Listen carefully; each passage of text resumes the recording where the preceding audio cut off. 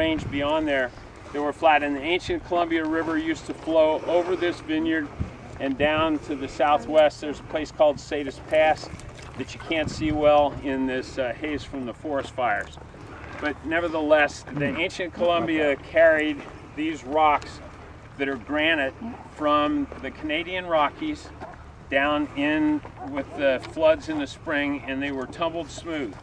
The yellowish is from one part of the Rockies and the red rocks are from another. But the geologists can tell you where they originated.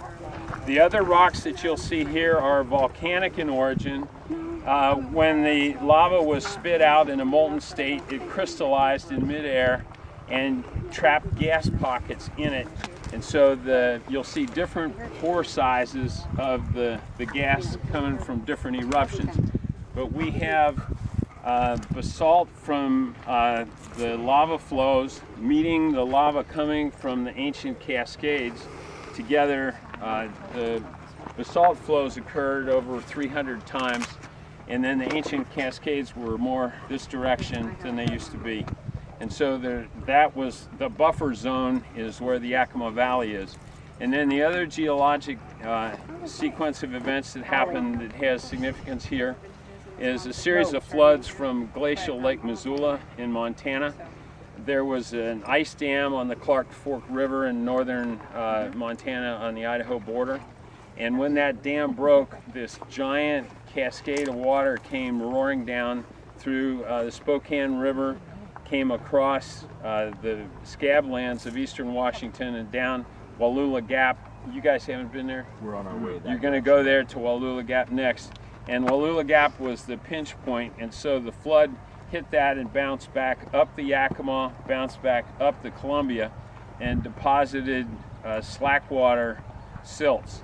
And the elevation that was involved there was 1,200 feet. So the low part of our vineyard has Missoula flood materials, but up here this is ancient Columbia riverbed.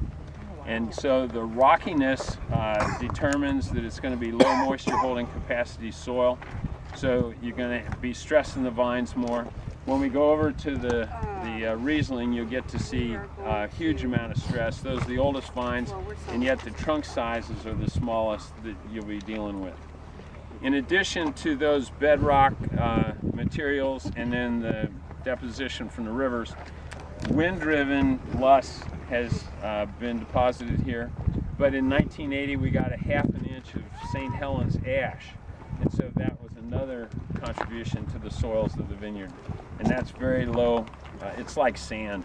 And so it doesn't bring any water holding capacity or nutritional elements. But it's more to the toughness of the situation for the vines.